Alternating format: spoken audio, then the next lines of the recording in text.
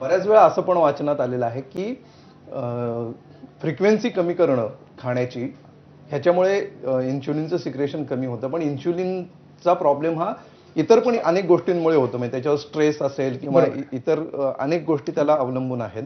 तर ते कारण असू शकतं का? आणि मग ते जर इतर कारणं असतील तर मग ह्या डाएटमुळे फारसा फरक पडणार नाही किंवा अशा काही केसेस? खूप चांगला प्रश्न आहे की स्ट्रेसमुळे शुगर वाढते, कारण कॉर्टिकोस्टेरॉइड सिक्रेट होतात आणि फाईट ऑर फ्लाईट सिच्युएशन जी येते किंवा आता काहीतरी आपल्याला शुगरची गरज आहे, त्यामुळे कॉर्टिकोस्टेरॉइड आले की शुगर वाढते.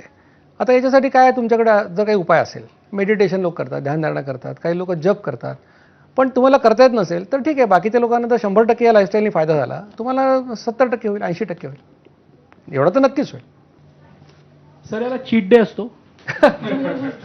हा पण खूप चांगला प्रश्न आहे.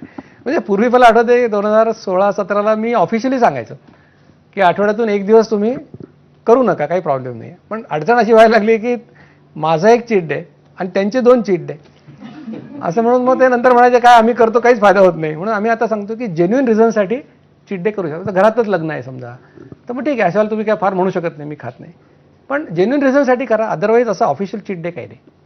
तर डॉक्टर जाता जाता मग आता तुम्ही काय सांगाल सगळ्या प्रेक्षकांना? सगळ्या प्रेक्षकांना माझं एक म्हणणं राहील की आपलं ध्येय हे औषधं न घेता निरोगी आयुष्य जगावचं असं असायला पाहिजे. शरीर हे समाधान सुख मिळवण्याचं माध्यम आहे आणि ते शरीर जर नीट नसेल तर तुमच्याकडे किती पैसा असेल, आणि कोविडच्या काळात आपल्या लक्षात आलं की आपल्याकडे पैसे किती असले तरी उपयोग नाही आहे, पण शरीर चांगलं असायला पाहिजे. आणि तुमच्या आयुष्यातले आत्ताचे सगळे प्रश्न बरेचसे, ब्लड प्रेशर असो, लठ्ठपणा असो, डायबिटीज असो, हे सगळे बिघडलेले जीवनशैलीमुळे झालेले आजार आहेत.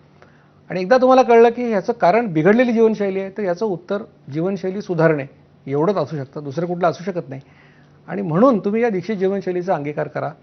आणि जर याला नुसतं वेद, संत, परंपरा यांचा पाठिंबा नाही, मॉडर्न मेडिसिनचा पण सपोर्ट आहे, आणि याने नुसतं वजन कमी होत नाही, ब्लड प्रेशर कमी होतं, तुमचं इन्शुलिन रेझिस्टन्स कमी होतो, तुमचा डायबिटीज जातो, कॅन्सर प्रिव्हेन्शनला मदत होते. तर मला असं वाटतं की या देशाचे जबाबदार नागरिक म्हणून हे आपलं सगळ्यांचं कर्तव्य आहे की आपण करून पाहायला पाहिजे. असं म्हणत नाही की विश्वास ठेवायला पाहिजे, पण करून पाहायला पाहिजे. आणि जर याचा फायदा झाला तर ती जीवनशैली बनवायला पाहिजे, लोकांना सांगायला पाहिजे. कारण माझ्या मते जगामध्ये जे लठ्ठपणा आणि डायबिटीस ह्याचे जे पॅन्डेमिक आलं आहे, महासाथ आली आहे, त्याच्यावरचा जर कुठला व्यवहार्य आणि टिकाऊ उपाय असेल तर ही दीक्षित जीवनशैली आहे असं मला वाटतं. तर याचा अंगीकार सर्वांनी करावा. सगळ्यांना माझ्या शुभेच्छा. Yes, thank you.